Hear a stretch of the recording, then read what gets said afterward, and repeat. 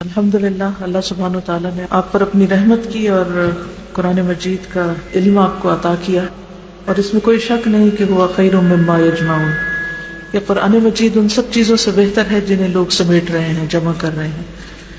تو الحمدللہ آپ نے اپنے لیے بہت ہی بہترین چیز جمع کی، بہت اچھی چیز سمیٹی۔ اللہ تعالیٰ آپ کے لیے اس کو بہت مبارک کرے۔ قرآن تو مبارک ہے، لیکن اصل بات یہ ہے کہ کیا ہم بھی واقعی اس سے برکت حاصل کر رہے ہیں؟ اس چیز کو جانچنے کا پیمانہ کیا ہے کہ وہ ہمارے لیے بابرکت ہے؟ سب سے بڑا معیار اور سب سے بڑا پیمانہ یہ ہے کہ ہم دیکھیں کہ ہماری زندگیوں میں عملی طور پر کیا تبدیلی آئی، کیونکہ قرآن زندگی میں خیر لاتا ہے اور پہلے سے موجود خیر میں اضافہ کرتا ہے۔ اگر ہماری زندگی قرآن مجید پڑھنے سے پہلے اور بعد میں مختلف ہے تو واقعی یہ کتاب ہمارے لیے مبارک ثابت ہوئی۔ اس خیر کو ہم کس طرح جانچیں کہ ہم میں کوئی تبدیلی آئی ہے یا نہیں آئی؟ تو اس کو سمپل ورڈز میں یوں دیکھیے کہ ہم اپنے اندر کی حالت کو دیکھیں اور اپنے باہر کے اعمال کو دیکھیں کہ دونوں میں کیا چینج آیا، کیا فرق آیا۔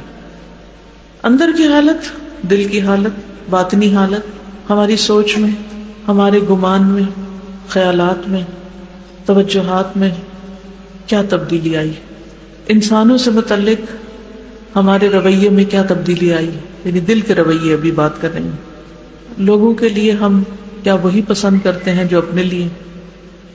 لوگوں کے لیے خیر خواہی کا جذبہ کتنا آیا، لوگوں کے لیے ہمدردی کتنی آئی، دوسروں کے لیے محبت اور رسپیکٹ اور عزت، اس میں کتنا اضافہ ہوا ہے۔ اور اسی طرح اللہ سبحانہ وتعالیٰ کے ساتھ ہمارے تعلق، یعنی اس سے محبت میں کتنا اضافہ ہوا ہے، رسول اللہ صلی اللہ علیہ وسلم کے ساتھ محبت میں کتنا اضافہ ہوا ہے، قرآن کی محبت میں کتنا اضافہ ہوا ہے، کہیں ہم نے اس کو بوجھ سمجھ کر تو نہیں پڑھا۔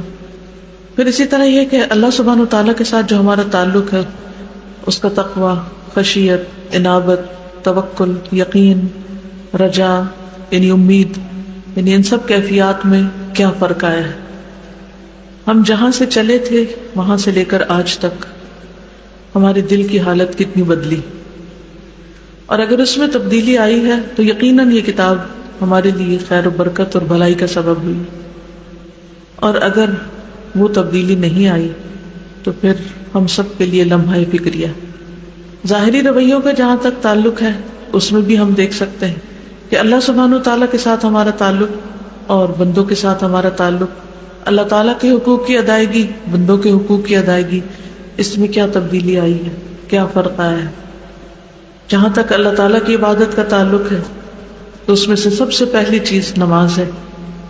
ہماری نمازوں میں کیا بہتری آئی، اس کے خشوع و خضوع میں کتنا اضافہ ہوا ہے، وقت پر پڑھنے کا اور صحیح طریقے پر پڑھنے کا طریقہ ہم نے کتنا سیکھا اور اس پر عمل کیا۔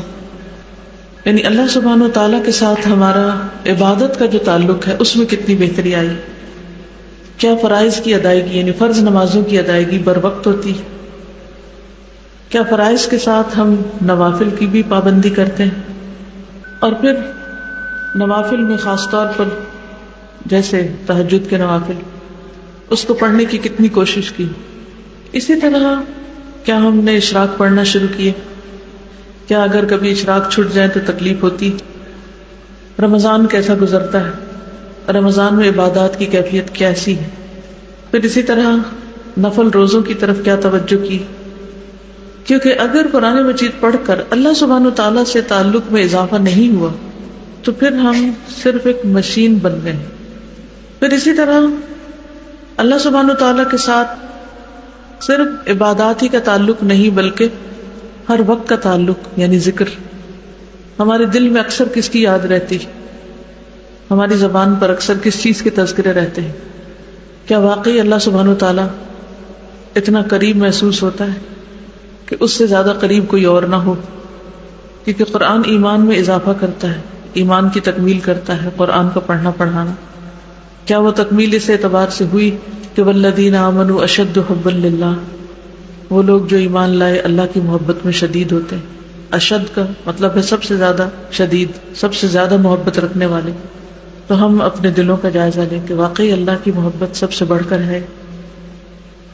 پھر اسی طرح بندوں کے ساتھ ہمارا تعلق، والدین کے ساتھ ہمارے سلوک میں کیا تبدیلی آئی، ان کے ساتھ حسن سلوک میں کیا اضافہ ہوا ہے، اگر زندہ ہیں تو ان کے ساتھ کیا معاملہ ہے، اگر فوت ہو چکے ہیں تو ان کے لیے ہم نے کیا کچھ کیا، ان کے صدقہ جاریہ کے لیے اور ان کی بخشش کی دعائیں، اور ان کے لیے کتنے مہربان ثابت ہوئے کہ ان کے لیے واقعی صدقہ جاریہ بن جائے۔ شوہر کے ساتھ ہمارے تعلقات کس قسم کے ہیں، کیونکہ شوہر کو جنت اور دوزخ بتایا گیا ایک عورت کے لیے، تو اگر شوہر ناراض ہے تو عورت کی نماز روزہ اور باقی چیزیں بھی اسے فائدہ نہیں دیتی، ہاں اگر ناراضگی اس کی وجہ ہے، اگر دین پر عمل کرنے میں ناراضگی ہے کہ کوئی نماز کیوں پڑھتا ہے یا اللہ کا حق کیوں ادا کرتا ہے تو وہ بے جان ناراضگی، لیکن اس کے جائز حقوق جو اللہ نے اس کو دیے ہیں، کیا ان حقوق کی ادائیگی کی فکر ہے، اس کے ساتھ بات چیت میں، معاملے میں کیا ہوتا ہے، پھر اس کے ساتھ ساتھ اس کے جو پیارے ہیں، جو اس کے والدین ہو سکتے ہیں، بہن بھائی ہو سکتے ہیں، ان کے ساتھ ہمارا تعلق کیسا ہے، کیونکہ یہ وہ رشتے ہوتے ہیں کہ جس میں عام طور پر رشتوں کے حقوق کی ادائیگی یا ان کے ساتھ اچھا معاملہ بہت مشکل ہوتا ہے، جس کے لیے انسان کو واقعی جد و جہد کرنی پڑتی۔ کیا اس میں کوئی تبدیلی آئی؟ اپنے ہمسایوں اور نیبرز کے ساتھ ہمارے تعلقات کیسے ہوئے، اپنے ہی بچوں کے ساتھ ہمارے رویے کیسے ہیں، کیا ان کو بھی ہم دین کی طرف لائیں، کیا ان کے دلوں میں بھی دین کی محبت ڈالنے کی فکر ہم سب کو ہوئی۔ تو حقیقت یہ ہے کہ قرآن کا نور ایسا ہے کہ جو انسان کے اپنے دل سے لے کر اس کے ظاہر اور اس کے آس پاس کے سارے ماحول کو منور کرتا ہے، اور قرآن کی برکتیں ایسی ہیں کہ وہ صرف پڑھنے والے پر ہی نہیں اترتی، وہ اس کے آس پاس جتنے بھی اس سے متعلق لوگ ہوتے ہیں ان سب پر بھی اتر رہی ہوتی ہے، کیونکہ ایسے شخص سے پھر ہر ایک کو فیض پہنچ رہا ہوتا ہے۔ تو آج کا دن خوشی کا بھی ہے، آج کا دن اپنے حساب اور محاسبے کا بھی ہے، اور آج کا دن آئندہ کے لیے اس قرآن مجید کے ساتھ کس قسم کا تعلق رکھنا ہے، اور اس سے کیسے اپنی راتوں کو آباد کرنا ہے، اور کیسے اپنے دنوں کو اس کی روشنی سے منور کرنا ہے، یہ ہم سب کی سوچنے کی ضرورت۔ ایک حدیث آپ کے ساتھ شیئر کرنا چاہوں گی، اور وہ حدیث ہے امام نووی کی الاربعون النوویہ سے، حدیث نمبر 13۔ یہ حدیث ہمارے لیے ایک سوال ہے کہ کیا واقعی قرآن پڑھنے اور پڑھانے اور قرآن کی تعلیم دینے سے ہمارے عملی رویوں میں اور لوگوں کے ساتھ جو ہمارے تعلقات ہیں ان میں تبدیلی آئی ہے یا نہیں آئی۔ حدیث ہے ان ابی حمزہ انس بن مالک رضی اللہ عنہ خادم رسول اللہ صلی اللہ علیہ وسلم عن النبی صلی اللہ علیہ وسلم قال لا يؤمن احدکم حتی يحب لأخیہ ما يحب لنفسہ۔ انس بن مالک سے روایت ہے کہ رسول اللہ صلی اللہ علیہ وسلم نے فرمایا، تم میں سے کوئی شخص اس وقت تک کامل مومن نہیں بن سکتا جب تک کہ اپنے مسلمان بھائی کے لیے وہی پسند نہ کرے جو وہ اپنے لیے کرتا ہے۔ یہ حدیث ہم سے ایک سوال کرتی، ہمیں اپنا جائزہ لینے کا موقع فراہم کرتی، اور وہ کیا کہ ہمارے ایمان کی حالت کیا ہے، کیونکہ نبی صلی اللہ علیہ وسلم نے فرمایا کہ تم میں سے کوئی شخص اس وقت تک مومن نہیں ہو سکتا، یعنی اس کا ایمان مکمل نہیں ہو سکتا جب تک کہ وہ دوسرے کے لیے وہ نہ چاہے جو اپنے لیے چاہتا ہے۔ ہم اپنے لیے کیا چاہتے ہیں؟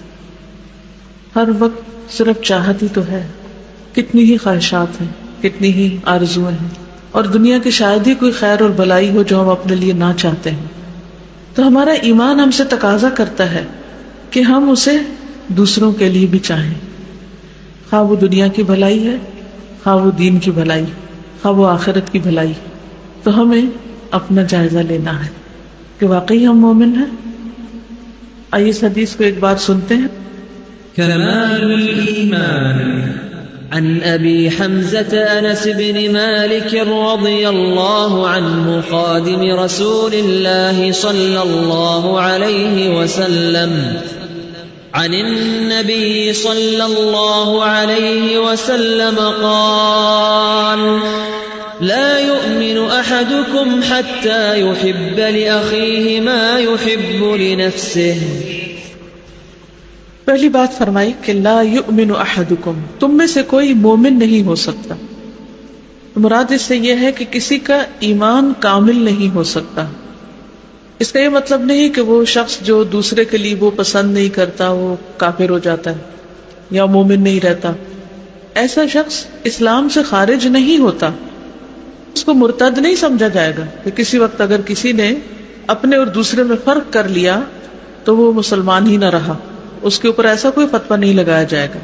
تو یہاں پھر اس بات کی تعویل کی جائے گی. یاد رکھیے کہ ہر تعویل غلط نہیں ہوتی. تعویل سے مراد اس بات کی تفصیل بھی ہوتی ہے اگر اس کی دلیل موجود ہو. تو جیسے ہم جانتے ہیں کہ دو ٹرمز ہیں، ایک ایمان ہے ایک اسلام ہے. تو یہاں پر ایمان کی بات کی گئی کیونکہ ایمان کا درجہ اسلام سے بھی بڑا ہے، کہ ایک شخص کا ایمان اس وقت تک مکمل نہیں ہو سکتا، یعنی وہ مسلمان رہے گا لیکن ایمان کا لطف نہیں پا سکتا، ایمان کی بلندی کو نہیں پہنچ سکتا جب تک کہ وہ دوسروں کے لیے وہ نہ چاہے جو وہ اپنے لیے چاہتا ہے. دوسروں کے لیے وہ چاہنا جو اپنے لیے چاہا جائے. وہ کس طرح؟ وہ اس طرح کہ جیسا کہ نبی صلی اللہ علیہ وسلم نے ایک اور حدیث میں بھی فرمایا، حضرت ابو ہریرہ نے آپ صلی اللہ علیہ وسلم سے روایت کی تھی کہ آپ نے فرمایا، اے ابو ہریرہ متقی بن جاؤ تو سب لوگوں سے زیادہ عبادت گزار ہو جاؤ گے. قناعت پسند بن جاؤ تو سب سے زیادہ شکر گزار ہو جاؤ گے. لوگوں کے لیے وہی کچھ پسند کرو جو اپنے لیے کرتے ہو تو مومن بن جاؤ گے. اپنے ہمسائے کے ساتھ ہمسائیگی کا تعلق اچھا رکھو تو مسلم بن جاؤ گے. اور ہنسنا کم کر دو کیونکہ زیادہ ہنسی دل کو مردہ کر دیتی. اور پھر اس عمل سے ایمان کی تکمیل کس طرح ہوتی ہے؟ ایک اور جگہ پر نبی صلی اللہ علیہ وسلم نے فرمایا کہ تم میں سے جو شخص یہ چاہتا ہے کہ اسے جہنم کی آگ سے بچا لیا جائے اور وہ جنت میں داخل ہو جائے تو اسے اس حال میں موت آنی چاہیے کہ وہ اللہ اور یوم آخرت پر ایمان رکھتا ہو اور لوگوں کو وہ دے جو خود لینا پسند کرتا ہو. تو گویا یہ دوسری حدیث پہلی حدیث کی مزید وضاحت کر رہی، یعنی لین دین میں، معاملات میں. اب لین دین کہاں سے شروع ہوتا ہے؟ ایک ہمارا لین دین گھر والوں کے ساتھ ہوتا ہے اور ایک لین دین ہمسایوں کے ساتھ ہوتا ہے، پھر رشتہ داروں کے ساتھ ہوتا ہے، پھر عام لوگوں کے ساتھ ہوتا ہے. اس لین دین میں ہم کیا کیا لینا دینا کرتے ہیں؟ گھر کے اندر کیا لینا دینا ہوتا ہے؟ کوئی بتائے گا آپ میں سے؟ گھر والوں کے ساتھ ہم کیا لینا دینا کرتے ہیں؟ ویری گڈ ایگزامپل، جیسے کھانا دیتے ہیں. آپ مثلاً کھانا نکال کر دے رہے ہیں یا اپنے لیے کھانا ڈال رہے ہیں. مثلاً آپ سب گھر والے بیٹھے، بہن بھائی بیٹھے، سب کو کھانا ہے. اب پہلے نمبر پہ آپ کے ہاتھ آ گیا، اب آپ کو کھانا کیسے ڈالنا ہے؟ جی، دوسروں کا خیال رکھتے ہوئے یا اس کو گھما گھما کے اپنی پسند کی چیز نکال کے کھانا ٹھنڈا کر کے اور جو بچا کچا ہے وہ دوسرے کے آگے کر دیا. اس معاملے میں سنت ہمیں کیا سکھاتی؟ کہاں سے نکالو؟ سامنے سے نکالو. تو کیا یہ اسلامک مینرز کے خلاف نہیں کہ لے کے اور اس میں خوب ڈھونڈ ڈھونڈ کے چمچ ہلا ہلا کے اور اپنے لیے پسند کا نکال کے اور پھر دوسرے کو دیا جائے؟ کیا اس طریقے پر کھانا ڈالنے سے ہم صحیح معنوں میں حدیث پر عمل کر رہے ہوتے ہیں؟ اور کیا یہ ہماری ایمان کی تکمیل کا ذریعہ ہو سکتا ہے؟ اور گھر میں کیا لینا دینا ہوتا ہے؟ جی، لباس. اس میں ہم کیا کرتے ہیں؟ اپنے لیے کیسا بناتے ہیں اور دوسرے کے لیے کیسا بناتے ہیں؟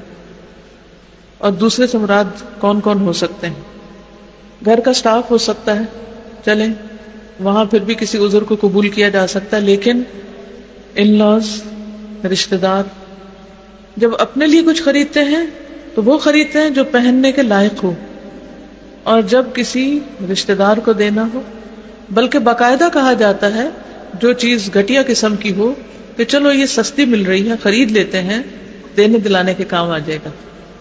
واضح طور پر ہم نے فرق کر دیا. اب ہم یہ کہہ سکتے ہیں کہ بھئی اتنا تو کوئی افورڈ نہیں کر سکتا کہ جو خود پہن رہے ہیں وہی کسی کو دیں. ہاں واقعی، لیکن کیوں نہیں افورڈ کر سکتے؟ اس کی کیا وجہ ہوتی؟ دل تو ایک طرف، اس کی وجہ یہ ہوتی اپنے لیے ایک نہیں، دو نہیں، تین، ایک ایک وارڈروب جا کر اگر آپ دیکھیں تو جو کچھ اس میں لٹکا ہوا ہوگا کیا وہ سارا استعمال کے لائق بھی ہے، اور کیا واقعی وہ اسراف میں شامل ہوتا ہے یا نہیں ہوتا؟ ہمیں کسی کو دینے کے لیے کچھ اس لیے نہیں ملتا کیونکہ ہم اپنی ذات پر اسراف کرتے ہیں، اور دوسرے کو دیتے وقت پھر ہمارے پاس کچھ نہیں بچتا. تو پھر ایمان کی تکمیل تو نہ ہوئی. اپنے سٹینڈرڈ کو تھوڑا سا نیچے لے آئیں, اپنی ذات کے لیے تھوڑا سا کم کر لیں, کوئی زیادہ شان میں فرق نہیں آتا. کیا آپ کے رشتہ دار آپ کے اچھے لباس کی وجہ سے آپ سے محبت کرتے ہیں یا آپ کے اچھے اخلاق کی وجہ سے؟ اور یہ ہماری کتنی غلط فہمی ہے کہ اگر ہمارا ڈریس زیادہ اچھا ہوگا تو ہمارا روب زیادہ ہوگا اور ہم دوسرے کو دبا کے رکھ سکتے ہیں. ہاں وقتی طور پر ہو سکتا ہے کوئی شخص آپ سے خوف زدہ ہو, مروب ہو, لیکن حقیقت میں وہ مروب نہیں ہو سکتا. آپ اس کا دل نہیں جیت سکتے. ہو سکتا اپنی زبان سے بھی کچھ بھی نہ کہیں. اسی طرح جیسے گرمیوں سردیوں کے کپڑے بنتے ہیں, سارے گھر والوں کے بن رہے ہیں. ایک اور فرق جہاں پر آتا ہے وہ بیٹیوں اور بہوؤں میں آتا ہے. میں نہیں کہتی کہ سب لوگ کرتے ہیں, بعض لوگ ہو سکتا ہے کہ بہوؤں کے لیے بیٹیوں سے بھی زیادہ کرتے ہیں, لیکن اس میں بھی اپنے پرائے میں فرق کر لیا جاتا ہے. پھر جہاں سگے ستیلے کا معاملہ ہو وہاں بھی فرق کر لیا جاتا ہے. اور ان بنیادی اسلامی اصولوں پر عمل نہ کرنے کی وجہ سے نقصان کیا ہوا ہے کہ معاشرے میں اتنا فرق آ گیا ہے کہ ایک ہی خاندان کے اندر بڑے بڑے فرق پائے جاتے ہیں اور ایک ہی سوسائٹی کے اندر, جس کی وجہ سے یہ سارا انریسٹ ہے. اب آپ دیکھیے کہ نبی صلی اللہ علیہ وسلم نے فرمایا, اور یہ صحیح مسلم کی حدیث ہے, من احب ان یزحزح عن النار ویدخل الجنۃ, جو چاہتا ہو کہ وہ آگ سے بچا لیا جائے اور جنت میں داخل ہو جائے. اور ہم سب چاہتے ہیں کیونکہ یہی سکسیس ہے اصل میں. قرآن پڑھتے ہوئے پڑھاتے ہوئے بہت دفعہ یاد کوٹ کی جاتی ہے, من زحزح عن النار وادخل الجنۃ فقد فاز, کہ جو آگ سے بچا لیا گیا اور جنت میں داخل کر دیا گیا وہ کامیاب ہو گیا, فقد فاز. تو یہاں آپ نے اسی چیز کے بارے میں فرمایا کہ جو چاہتا ہے کہ آگ سے بچا لیا جائے اور جنت میں داخل کر دیا جائے, اسے چاہیے کہ اس کی موت اس حال میں آئے, موت اس حال میں آئے کہ وہ اللہ اور یوم آخرت پر ایمان رکھتا ہو اور لوگوں کو وہ دے جو خود لینا پسند کرتا ہو. اب یہاں دائرہ بڑھا دیا گیا, صرف گھر والے نہیں باہر کے بھی شامل ہو جاتے ہیں. تو جب ہم اپنوں کے ساتھ ایسا معاملہ کرتے ہیں تو باہر والوں کے ساتھ کیا کریں گے؟ پھر کچھ اور کیا دیتے ہیں ہم اپنے گھر والوں کو؟ اچھا اخلاق, اچھا رویہ. ہمیں تو دین یہ سکھاتا ہے کہ اس کو بھی سلام کرو جس کو جانتے اور اس کو بھی کرو جس کو نہیں جانتے. ٹھیک ہے, جس کو ہم جانتے ہیں اس سے سلام کر کے ایک محبت کا عنصر شامل ہوتا ہے تو obviously ایک والہانہ انداز ہوتا ہے. لیکن ایک ایکسٹریم یہ ہے کہ جس کو جانتے ہیں اس کو تو صرف سلام نہیں, گلے لگانا اور لمبی چوڑی باتوں کا سلسلہ شروع ہو جاتا ہے. اور دوسری طرف جس کو نہیں جانتے, چاہے وہ اس کے ساتھ ہی کھڑا ہو, اس کے ساتھ ہی آیا ہو, اس کی طرف دیکھنا بھی گوارا نہیں کرتے اور سلام بھی نہیں کرتے, اس کو پوچھتے بھی نہیں, آگے بڑھ کے یہ بھی نہیں جاننے کی کوشش کرتے کہ یہ غریب ہے کون. دیکھنے کو تو چھوٹی سی بات ہے لیکن بہت بڑی بات. تو کسی مجلس میں آپ جاتے ہیں, شادی ہے, بیاہ ہے یا اوپن مجلس ہے, ٹھیک ہے درس کی مجلس ایسی نہیں کہ اس وقت جو داخل ہو سلام شروع کر دے, تو obviously وہ موقع نہیں ہے. لیکن جب آپ کسی بھی ایسی مجلس میں جاتے ہیں تو آپ کیا کرتے ہیں؟ اونچی آواز میں سلام کریں. کتنی دفعہ؟ ایک دفعہ میں بازو کا سب نہیں سنتے, 2 دفعہ 3 دفعہ. شرمندہ نہ ہو, شرمسار نہ ہو, اور یہ نہ سوچے کہ میں کوئی برا کام کر رہا ہوں. آپ تو وہ کام کر رہے ہیں جو جنت میں لے جانے والے. اور پھر اپنی کرسی سے اٹھ کے ان سے بھی ملے جن کو آپ جانتے ہیں, رشتہ داروں کو, دوستوں کو, اور ان سے بھی ملے جن کو آپ نہیں جانتے, اور بہت اچھے اخلاق سے ملے. ان کے لیے بھی وہی پسند کریں, کیونکہ بعض اوقات ایسا بھی ہوتا ہے کہ کسی شادی میں, کسی مجلس میں کوئی ایسا شخص آ جاتا ہے کہ جو انجان ہوتا ہے یا دوسرے شہر یا ملک سے آیا ہوتا ہے, اس کو زیادہ تر لوگ نہیں جانتے ہوتے, یا دور پار کا کوئی رشتہ دار ہوتا ہے. تو ایسے میں اس کی فیلنگ کیا ہوتی؟ سارے گل رہے ہیں, مل رہے ہیں, گلے لگ رہے ہیں, ایک دوسرے سے چہچہا رہے ہیں, باتیں کر رہے ہیں, اور اس کو کارنر کر دیا گیا. اس کے لیے بھی وہی پسند کریں کہ جو آپ اس کی جگہ پر ہوتے تو اپنے لیے پسند کرتے, اس کو اپنی جگہ پہ رکھ لیں. اور کیا دیتے ہیں ہم دوسروں کو؟ اسمائل دیتے ہیں. تو ضروری نہیں ہوتا کہ آپ صرف اس کو اسمائل دیں جس کو آپ جانتے ہیں, اس سے اسمائل کا تبادلہ کریں. اس کو بھی دیں جس کو آپ نہیں جانتے, وہ بھی اللہ کی کریشن ہے, یعنی آپ کی مسلمان بہن ہے. اور کیا دینا ہوتا ہے؟ اور کیا دیتے ہیں؟ رسپیکٹ دیتے ہیں. رسپیکٹ کے معاملے میں بھی ہر ایک کو رسپیکٹ دیں.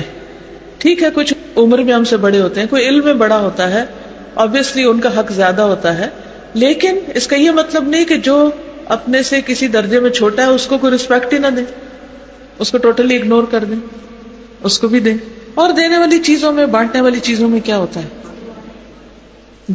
دعاؤں میں بھی سب کو شریک کریں، اور مال، ٹھیک ہے، وقت اور علم، مثلا جیسے قرآن پڑھے ہوئے لوگ ہیں یہاں، یا پڑھنے والے، یا جو بھی قرآن نہ سے کوئی بھی علم ہے آپ کے پاس. آخر ایسا کیوں ہوتا ہے کہ جب ہمارے پاس کوئی ہنر ہوتا ہے یا کوئی علم ہوتا ہے یا کوئی اسکل ہوتی ہے، ایون کیک بنانا ہی ہے مثلا، ایز لانگ ایز آپ اس کو میدے سے نہ بنا رہے ہیں، کیک بنانا ہی ہے. اب بہت سے لوگ میدے کی جگہ جو کا آٹا استعمال کرنے لگے، لیکن آبویسلی وہ ریسیپی نہیں پتا تو وہ چیز اس طرح نہیں بنتی. لیکن کچھ لوگ بہت ماسٹر ہو چکے ہیں اس میں بھی، بہت اچھے اچھے بنا لیتے ہیں.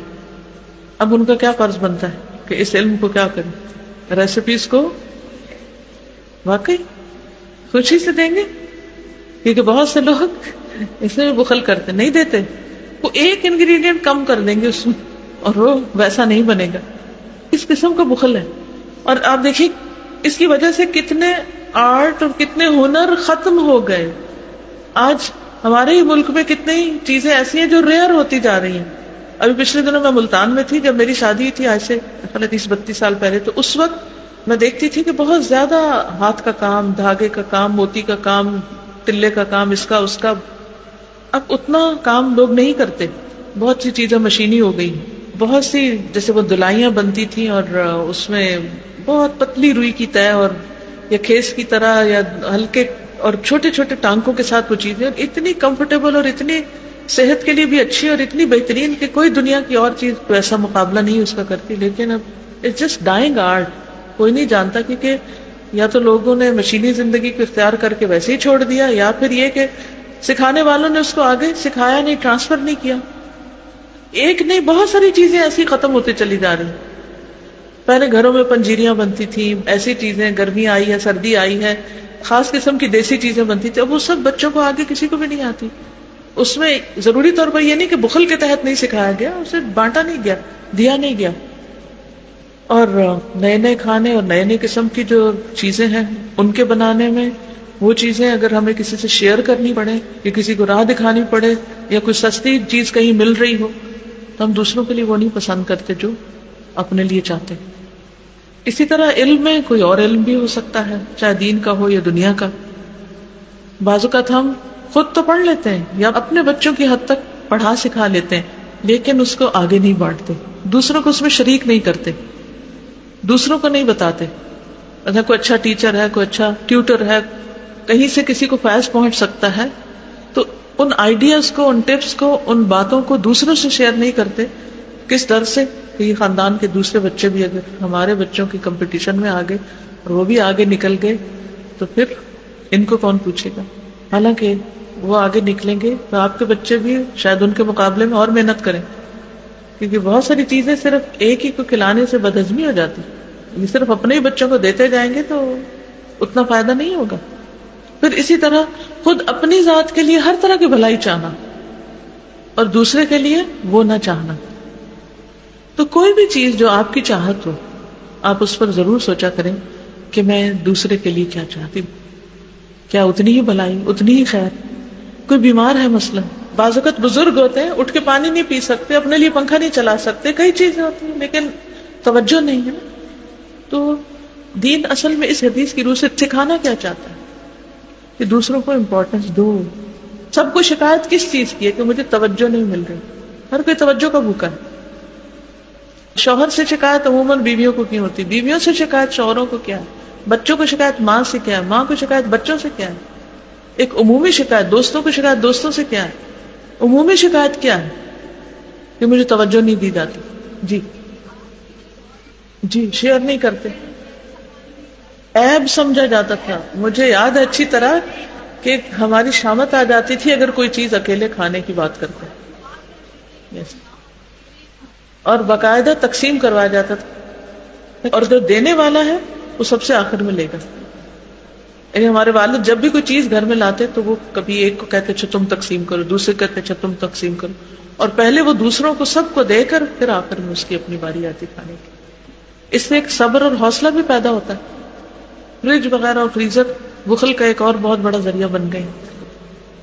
ہم کہنے کو تو بہت کہتے ہیں کہ نبی صلی اللہ علیہ وسلم ہمارے لیے بہترین نمونہ ہے، آپ کیا کرتے تھے بچے ہوئے کھانے کے ساتھ؟ بچا ہوا نہیں، صرف بعض اوقات اپنے کھانے کا، یعنی پورے دن کے روزہ رکھنے کے بعد اپنے حصے کا کھانا. میں کہتی اس سے مشکل ٹیسٹ کوئی نہیں ہو سکتا کہ آپ بھوک سے تڑپ رہے اور اتنے میں کوئی اور مانگ لے اور آپ اس کے آگے کر دیں.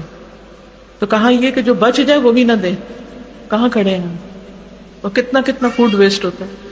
کوئی گلی نہیں ایسی جس کے کونے پہ کوڑے کا ڈھیر ہو اور اس میں بچے کھانا نہ چن رہے ہوں. کل ہی میں کہیں جا رہی تھی تو راستے میں اتنا پیارا بچہ، کپڑے اس کے صاف ستھرے تھے لیکن کوڑے کے ڈھیر پہ بیٹھا ہوا تھا، کچھ خود ڈال رہا تھا منہ میں اور کچھ اپنے بیگ میں ڈال رہا تھا. گھر والوں نے کہا ہوگا، ماں نے، جاؤ کھانا ڈھونڈ کے لاؤ، اور کوئی ذریعہ نہیں ہوگا لینے کا. تو ہم اکثر کیا کرتے، نہیں کھاتے، اٹھاتے ہیں، بن میں ڈال دیتے ہیں، پھینک دیتے ہیں، اور وہ وہاں سے چن چن کے کھا رہے ہیں جیسے بلیاں کتے بھی چاہ کے ان لفافوں کو پھاڑ دیتے ہیں. جی شادیوں میں کیا کرتے ہیں کہ اتنا سارا اپنی ہی پلیٹ میں بھر کے رکھ لیتے ہیں اور اس کے بعد کھا ہی نہیں جاتا، اس کو ضائع کر دیتے ہیں. کوئی بندہ ایسا نہیں ہوگا جس نے ایسی کوئی شادی نہ دیکھی ہو، بلکہ کوئی شادی اس کے بغیر ہوئی نہیں ہوگی کہ جس میں کھانا نہ ضائع ہو. کوئی نہیں کہہ سکتا کہ ہماری شادی پہ ایک چاول بھی ضائع نہیں ہوا. نہیں، جتنی مرضی آپ احتیاط کریں، پرواہ نہیں. اتنی ہرس اور اتنی لالچ کہ سب سے اچھا اور سب سے زیادہ میں لے لوں، اور بلانے والے بےچارے لا لا کے بھر رہے ہوتے ہیں اور یہاں سے پلیٹیں بھر رہی جا رہی ہوتی ہیں اور بعد میں پلیٹیں ایک ہی جا رہی ہوتی ہیں.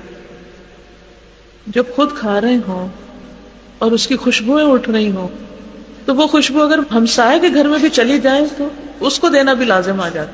کہا یہ کہ جو گھر کے اندر ہے، آپ کے ساتھ ہے، اور وہ کام کر کر کے تھکا ہوا بھوکا ہے، اور ہم صبح سے ناشتہ کر کے بیٹھے ہیں اور بھوک بھی نہیں، اور پھر بچوں کو زبردستی اور کھلایا جا رہا ہے.